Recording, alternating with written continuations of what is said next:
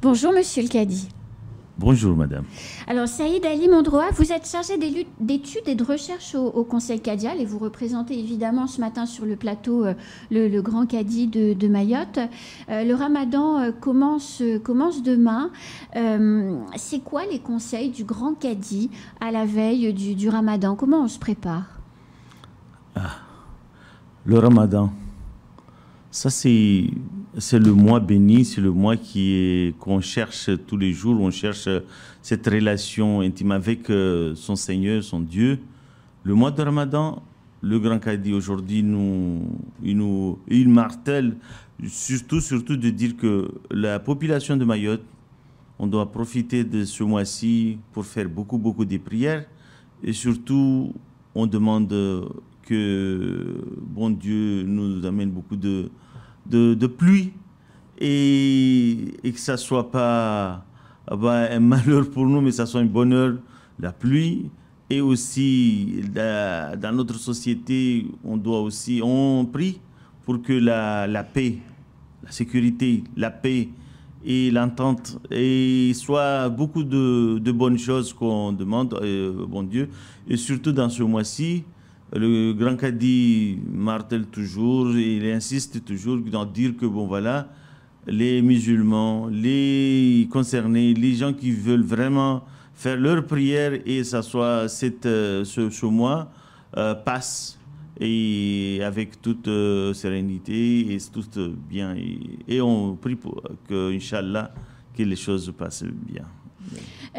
Quels sont les mérites, monsieur le Cadi, à faire le Ramadan pour un croyant qui pourrait se poser aujourd'hui des questions, se dire est-ce que je le fais, est-ce que je le fais pas, je suis fatigué, je suis un peu malade. C'est quoi les mérites? Et d'abord le Ramadan, tu vois, parmi les piliers de l'islam, il fait partie les piliers de l'islam.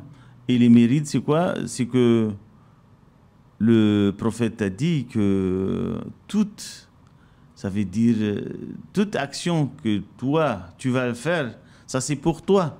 Mais le Ramadan, non, c'est accepter le Ramadan. Parce que toute mérite, on peut dire que kullu amal, toute action que tu vas faire, amal ibn Adam, l'enfant d'Adam, c'est pour lui.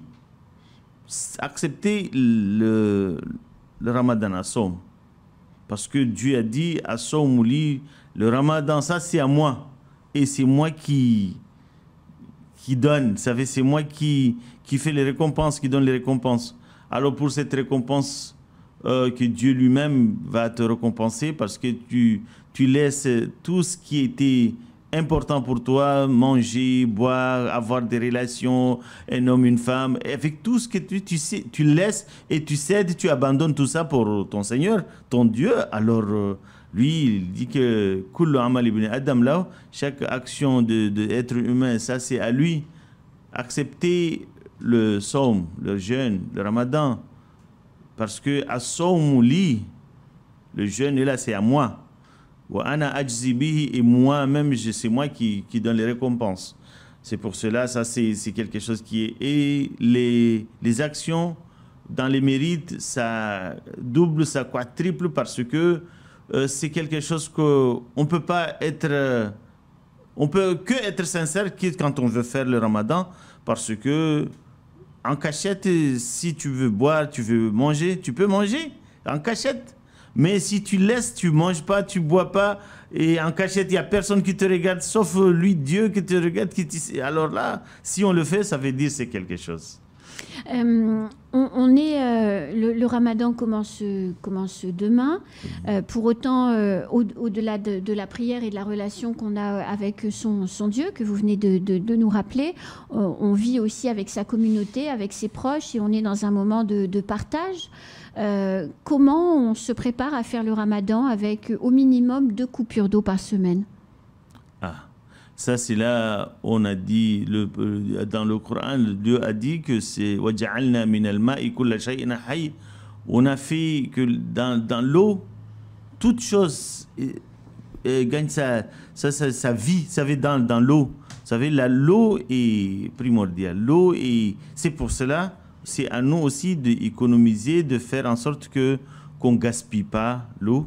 parce que l'eau est très importante. Le ramadan, c'est comme les autres jours qu'on devrait vraiment faire attention de l'eau, parce qu'aujourd'hui on voit qu'on essaye de ne pas gaspiller. Et c'est ça ce que le grand Cadi nous a vraiment... Il a insisté pour que on fait beaucoup de prières, parce que nous, on a cette solution de dire que on demande Dieu qui nous donne de la pluie et que ça soit pas un malheur pour nous, mais un bonheur et la pluie, et que ça soit vraiment, vraiment des choses qu'on doit faire des prières. Il y a beaucoup de prières. Il y a ce qu'on appelle le salat al-istisqa. Il y a aussi ce qu'on appelle le kunut. Et salat al-istisqa, c'est une prière pour demander la pluie.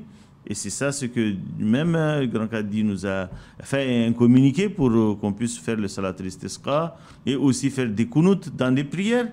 On demande que Dieu nous donne la pluie, et aussi dans les autres prières, on peut faire des doigts, des prières pour la pluie.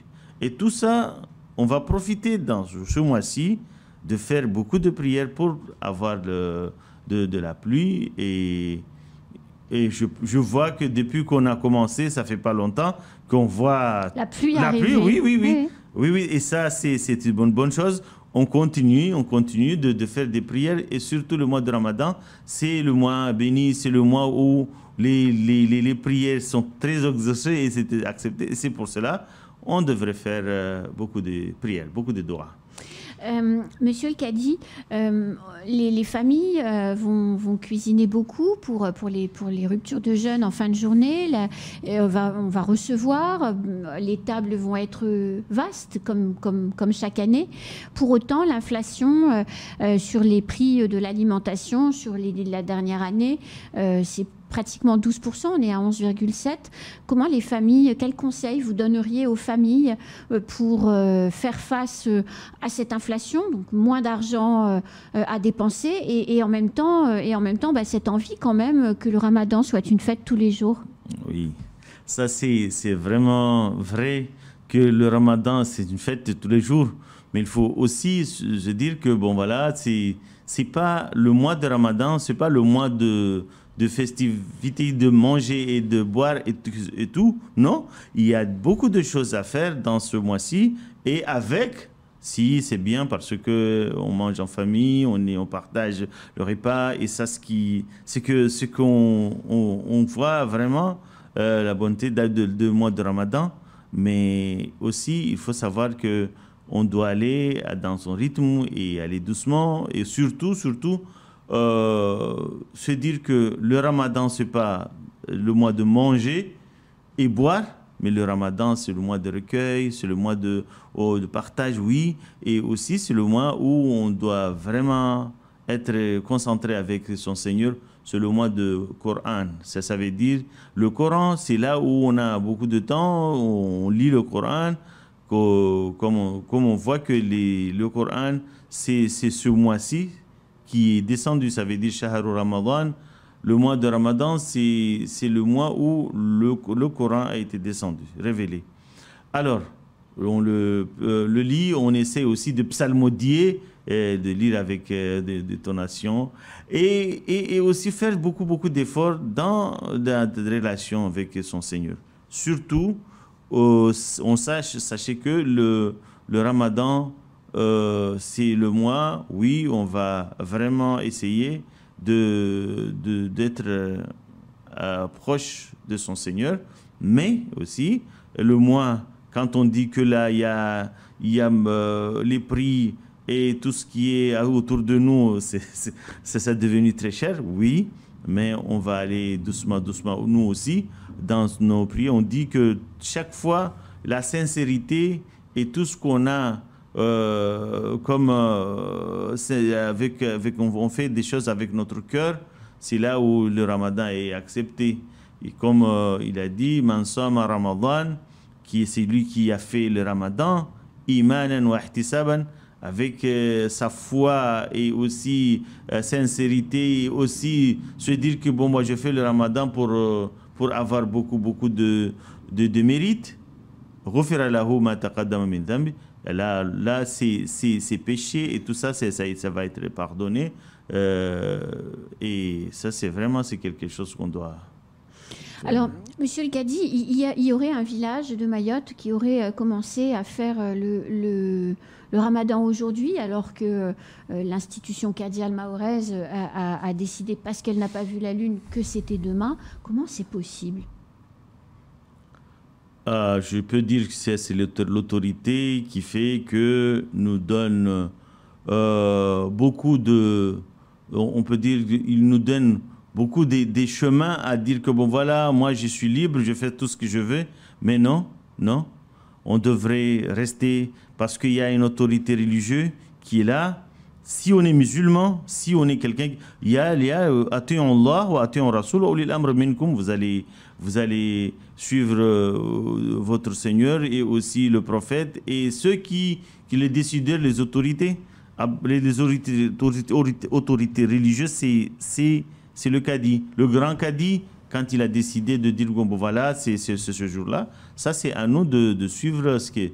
Et moi, je considère que c'est pas vraiment juste de faire le ramadan parce que nous, on est à Mayotte, on a une autorité, là, cette autorité, alors on ne peut pas faire le ramadan avant le ramadan qu'on a décidé, ou on a dit, parce qu'on n'a pas vu la lune, soumou ru'yati ou aftiru ru'yati, comme on a dit, que quand vous allez faire le ramadan, quand vous allez la lune apparaît, et aussi vous avez votre autorité que vous pouvez dire que, bon voilà, c'est le Cadi. Nous, à Mayotte, on est très attentifs de dire que, bon voilà, on écoute le grand Cadi. Ce qu'il va nous dire que c'est demain de Ramadan, oui, c'est demain, parce que on a observé, on n'a pas vu la lune, c'est pour cela qu'on n'a pas fait. Et ça ne veut pas dire que en France métropolitaine ou bien en Arabie Saoudite, mais c'est aujourd'hui le Ramadan.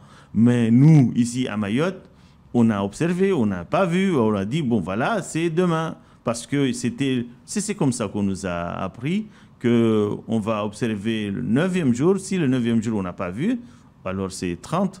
Ça veut dire, fa'akmilu thalathin, il faut terminer les 30e jours.